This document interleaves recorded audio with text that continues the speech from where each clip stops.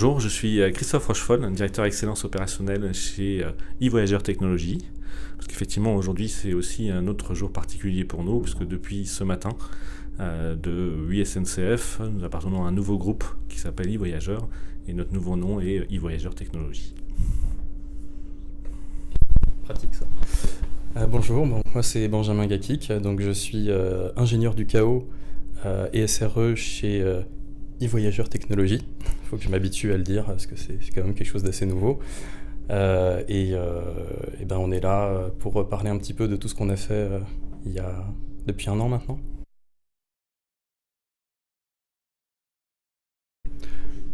Donc la gamification, c'est un puissant levier c'est au final le mode d'apprentissage le plus naturel et le plus normal chez l'être humain.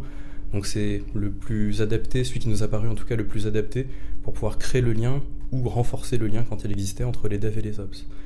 Tout l'art aura été de faire en sorte que les ops créent un jeu et demandent aux développeurs de jouer et de subir ce qu'ils subissaient à longueur de journée au travers de pannes qu'ils devaient résoudre. L'apprentissage derrière que l'on cherchait à obtenir, c'est, on parle de DevOps, on parle d'outils beaucoup, mais on a encore entendu beaucoup aujourd'hui à DevOps Rex cette année, la culture est un élément essentiel. On peut mettre le meilleur outil du monde, si les gens ne communiquent pas, n'échangent pas et ne se comprennent pas quels sont les enjeux de chacun, on n'arrivera pas à avancer réellement dans la bonne direction. Et ce type d'événement qu'on a créé, qui s'appelle les Day of Chaos, qui à travers le jeu, à travers du marketing un petit peu sur le suivi de production finalement, a permis de sensibiliser l'ensemble des équipes et de les aligner vers un objectif commun qui est la résilience de leurs applications en production et la meilleure disponibilité, la meilleure expérience client.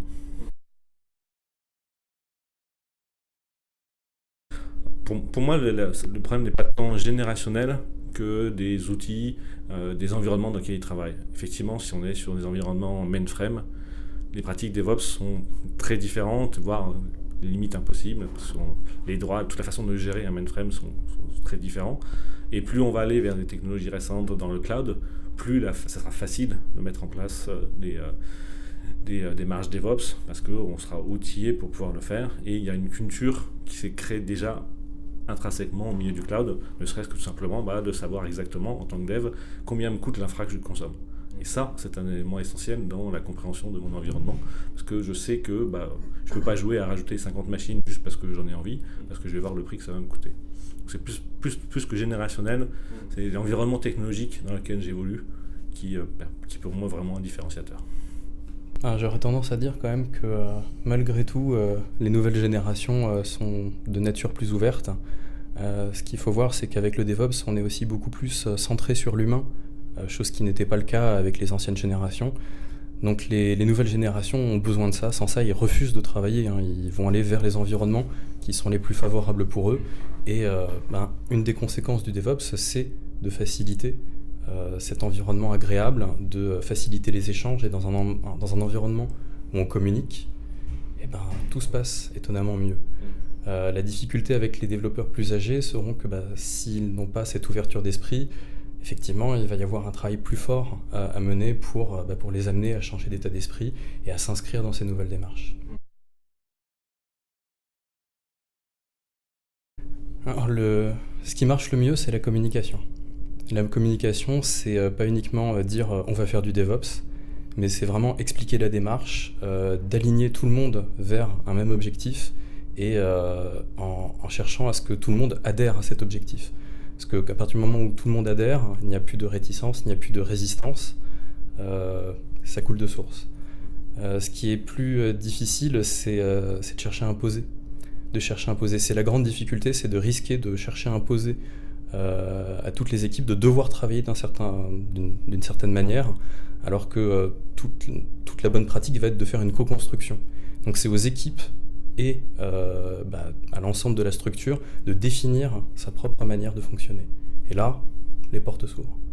Et justement, pour pouvoir permettre aux équipes de co-construire, de définir leur manière de travailler, un écueil qu'on a souvent dans la mise en place de l'agilité comme notre DevOps, c'est d'oublier le middle management. On se dit, on va décréter qu'on va faire de l'agile DevOps. Ils vont suivre parce que c'est des managers et ils vont faire ce qu'on leur dit. Sauf qu'ils ont l'habitude, eux, d'être plutôt en mode contrôle, d'être en mode affectation de tâches et faire ce lâcher prise et pas du tout dans leur mode de fonctionnement.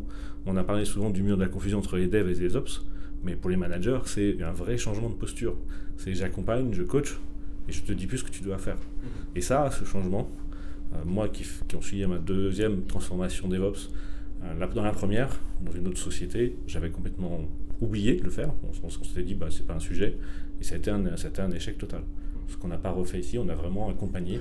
On a un coach qui a été dédié à l'accompagnement des managers des ops pour leur apprendre à lâcher prise, à ne plus être dans l'opérationnel, à résoudre des bugs, mais plutôt à permettre à leurs équipes d'accompagner le développement des équipes. Alors, dans les deux cas, si on reprend le démarrage de toutes ces démarches-là en 2012, on était à 4 livraisons par an, une grosse livraison avec énormément de périodes de test.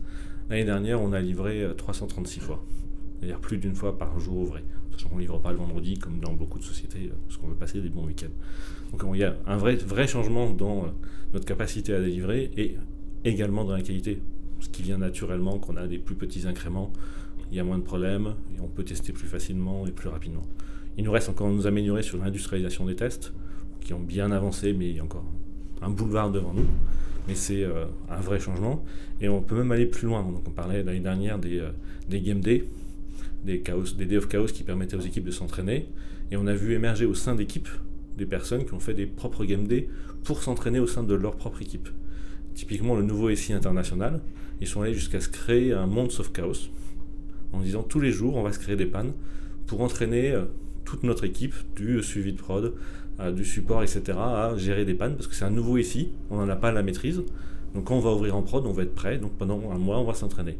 Donc on a vu vraiment émerger ces pratiques qu'on a apportées dans l'entreprise au sein des différentes équipes pour se former, se sensibiliser, simuler tous ces sujets-là, et c'est une vraie victoire, on peut être fier, et donc Benjamin notamment peut être fier. Je vais vouloir ajouter même des choses, c'est que ce que j'ai pu observer à mon niveau, en étant un peu plus proche des équipes, c'est de voir aussi des personnes convaincues. Et comme elles sont convaincues de ce qu'elles ont mis en place, de ce qu'elles ont fait, de ce qu'elles ont accompli, ça a un double effet sur elles, c'est que premièrement, elles osent un peu plus. Elles osent plus faire des choses, proposer. Ne pas hésiter à aller voir d'autres équipes à côté, voire même discuter avec leur ops ou proposer des choses aux ops. Et le deuxième point, c'est que comme on fait tourner en général nos membres d'équipe dans les feature teams, on propose aux gens de changer régulièrement d'équipe, et on s'aperçoit qu'il y a un essaimage de ces pratiques-là. Dans les équipes où on a eu des échecs, il ne s'est rien passé, ou peu de choses. Mais par contre, il a suffi d'une graine qui soit arrivée dans cette équipe-là pour que, de nouveau, il y ait une tentative, une volonté de remettre les choses en œuvre. Et de cette manière-là, petit à petit, on réussit à convaincre l'ensemble des collaborateurs. Parce que ceux qui ont des bonnes expériences vont l'emporter sur les mauvaises expériences du passé.